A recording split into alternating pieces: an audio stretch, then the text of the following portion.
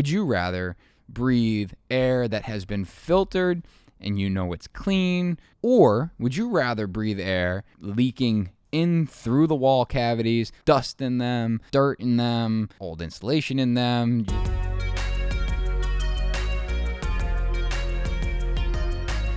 What's up, guys? Welcome back to the NS podcast. So this week, last week we posted a video. The framing is starting over in our passive house in Rhode Island, and there was a comment on there about building airtight.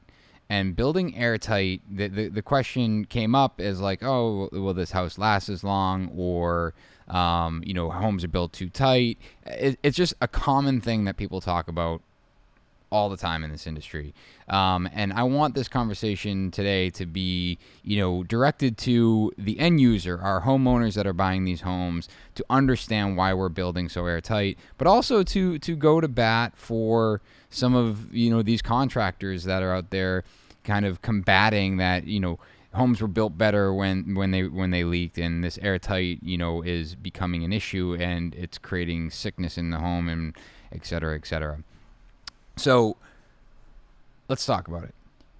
Number one, and I'm going to get right to the point here because someone explained it to me, and I wish I remembered who it was specifically. Well, first off, I'm actually going through passive house training to be a certified passive home builder. It's an intense course. I'm in the midst of taking the exam right now, and there's just a lot of information. And one of the number one thing I really appreciated about the course was that it doesn't matter about product. You can get to a passive home level air, like super airtight, under 0.06 air changes per hour, which basically I forget what it equates to, but it's essentially how much air escapes your home, which means if air is escaping your home, it's also coming into the home. But you want to build airtight, and that's part of being a passive house. But what I was getting at is I really appreciated that it's not about the product. You don't have to use the most expensive products to achieve these results. It's really about the thought and the care and the intentionality that goes into building, which really aligns with our brand. It's not, we're constantly installing expensive products and expensive finishes and things like that, but that's not what drives us to do what we do.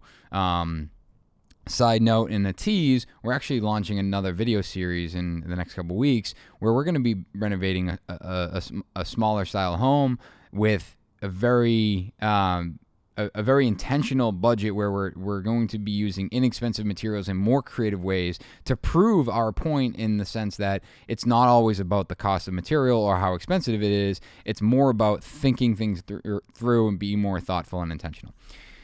So going back, someone explained airtightness to me in a really simple way, and building airtight means your home is really tight.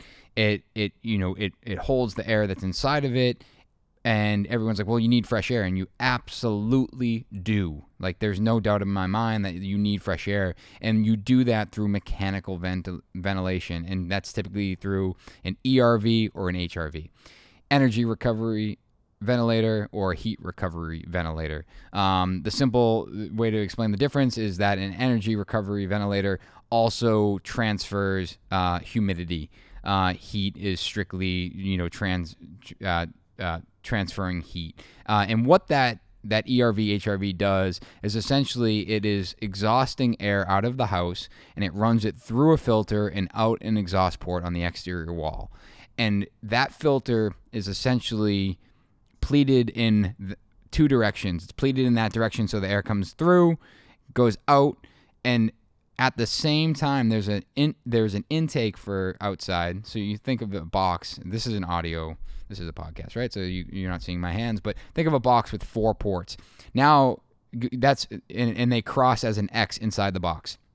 So you're exhausting all the stale air out of the home, sending it out the exhaust port, and then you're sucking in outdoor air and bringing it into the ERV, and then crossing that pleated filter and and filtering that air and then dumping it into your living spaces. Now for us, and typically you're going to exhaust stale air out of bathrooms and kitchens and places where the air is typically contaminated, and then you're going to dump fresh air into like the bedrooms where you spend a lot of time. You want that air quality to be really up, filtered air.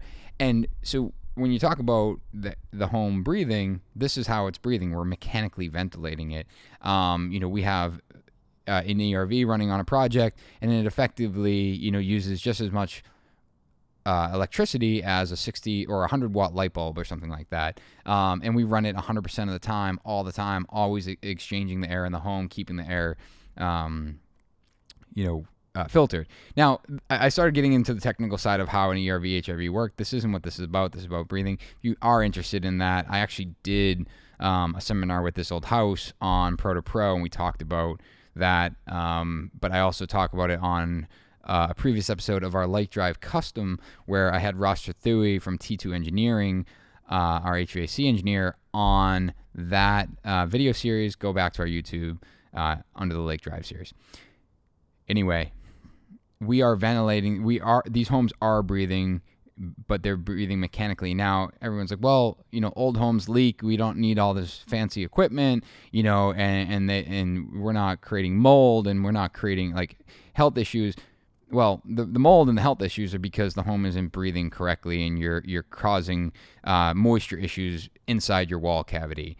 And that is a technical that is a technical thing, where the dew point is, what type of insulation, where that insulation, how thick that insulation is, the R value behind it. And code is combating this with basically making the R value bigger and bigger and bigger. And there's ways where and typically done with spray foam. If you follow along long enough, I'm not a huge fan of spray foam. I don't think it's the end all be all. I understand it achieves a very high R value in less volume, so you can achieve close to an R7 per inch. My phone is ringing here. Guys, this podcast is brought to you by Reno Run. We've been working with them for, months now. We have we've almost entirely eliminated the midday, trips to Home Depot or the lumberyard, where we're able to hop on the Reno Run app or the website, get in touch with our sales rep, get what we need within 2 hours delivered to the job site, literally saving us 3+ hours from cleaning up and headed to the job and coming back. I used to get notifications that, a Home Depot receipt was coming in midday, and I was like, man, like that's their entire day. It's 1 o'clock. They're going to get back to the job at 2. They're going to clean up at 3. They're going to go home at 4. It's just, being able to add Reno Run to our day-to-day operation has been huge. I know they're in Boston, Philly, and Chicago, as well as a couple places up in Canada. But they are expanding. If you guys aren't following them, make sure you check them out on Instagram, and then as well as LinkedIn, because I feel like if you're interested in being part of that team, they are growing, they are hiring, and I think that, frankly, it's just a game-changing thing for our industry as far as product and lumber delivery. If you want free delivery, it's on me. Go over to podcast.renorun.com/NS. That's what I was talking about. I was talking about spray foam. And I'm not a huge fan of it. I just don't think it's the end all be all. I don't think it's the right answer for everyone. I don't think it's, the best insulation. I understand it creates a high R value per inch. But the point is, it's just, in my opinion, I think that there are, like, the fact that it is, there's all these chemicals in it, the off-gassing. I don't think that it is a great solution from a health perspective, but I also think it's one of those things that get installed that, because everyone trusts it so much, it gets installed and it's not always installed correctly. And it is very much a scientific, not experiment, but it's science, it's chemistry. It's like the perfect mixtures in order to get these things done right. And, I've been in homes that have been sprayed poorly, whether it's, it doesn't expand right, or it has a really foul smell, and that smell doesn't go away for weeks at a time. It's chemistry, and we're relying on all these people to install it and know exactly the right mixture. And I think that this industry just puts too much pressure on that being the best solution when it's not always the best solution. So with that being said, going back to these old leaky homes, it's like, well, they didn't have these issues with being too tight or creating moisture in the wall. Well, they didn't, but this is a long time coming. Going back to what I said, the way someone explained it to me is that you can either have, would you rather, let's do that. Would you rather breathe air that has been filtered and it's clean, got rid of all the particulates, and it's clean air, clean, fresh air? Or would you rather breathe air that is, we're talking about a leaky home, air is leaking in through the wall cavities. Wall cavities have dust in them, dirt in them, old insulation in them, just dusty, dirty, and that air is passing through these cavities, and that's what you're breathing. Like that is effectively what we're talking about when we're talking about an old leaky home. These homes the air is leaking through the home, through all these cracks and crevices, and that's the air that we're relying on breathing. Now, I'm not saying that it's going to kill you. I'm not saying that. I'm just saying that if we can control the air, having really fresh quality air, filtered air, why wouldn't we approach it that way? And let's table the energy efficiency side, because obviously energy efficiency is wildly important. And it's a big part of why the code continues to evolve and, pressure the building industry to adapt and have higher performing homes. We talk about HERS ratings. We talk about airtightness ratings. We're talking about all of these standards that homes need to hit now. But let's just talk about the health and wellness. Health and wellness, we spend so much time in our home, and for us not to, spend the appropriate, spend the appropriate measures in understanding how to create a healthy environment, we're doing ourselves a disservice. We can't build leaky homes anymore. It's not what we're up against. Nor is it a great home. It's just not. It's there's great benefits. There's like the not the craftsmanship, but like the nostalgia of living in an old home. Totally, I get that. But it's not a high performing home. It's not a super healthy home. And again, like, especially in the world we live in now, health and wellness is so important. And we need to put the emphasis on creating healthier living environments in the home. And that starts with creating an airtight home. And this is why us as a builder, we've chosen to go and approach passive home, becoming a certified passive house builder. The project in Rhode Island is something that we're looking to build at a passive level. We have a project that's coming up we actually have two projects that are coming up. One, a retrofit, one brand new construction that will be certified passive.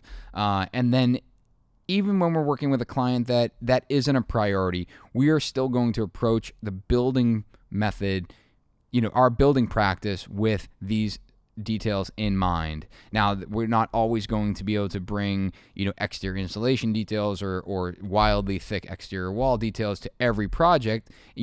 That needs to be a team decision, a team meaning architect, builder, and homeowner. We aren't going to always pressure that if that's not going to be a priority. However, we are still going to approach building that home with the utmost care and the highest attention to detail when it comes to the envelope and airtightness that we can. And that might be just, making sure that we have a consistent WRB or a pen test, which is when you can take a pen and not ever lift it up around the entire enclosure of the home by following what your air control layer is. And there's multiple layers. You have water control layer, vapor control layer, air control layer, thermal control layer, and all of that's the technical side. And, if you guys are interested in me digging into that, I'm happy to do that. Leave a comment below. Let me know. But I wanted to at least address that question or that comment about, homes shouldn't be built so airtight, where I just wildly disagree. And at the end of the day, being able to control the environment that you live in and making it a healthier environment, is, underrated. And also, the last point I want to make is that over the next 10, 15 years, whatever it might be, the code in construction is going to get more and more, more and more, not more and more, but closer and closer to passive level construction, which eventually I think will be at a point where code is passive. And I probably am persuaded to feel that way because of the course, but we are watching code become more and more stringent, and these are things that they're pushing for to be more energy efficient, and I don't, as a builder, I want to make sure that we're ahead of that curve for the sake of what we're building for longevity, but also for the consideration of what materials we're using and building a better product for our clients that does net them a really healthy environment for them and their family to live in. Appreciate you guys listening to the NS Podcast. Make sure you check us out on iTunes as well as YouTube, and stay tuned for another episode of Site Visit, where we're back in Rhode Island checking out the wall framing. See you guys.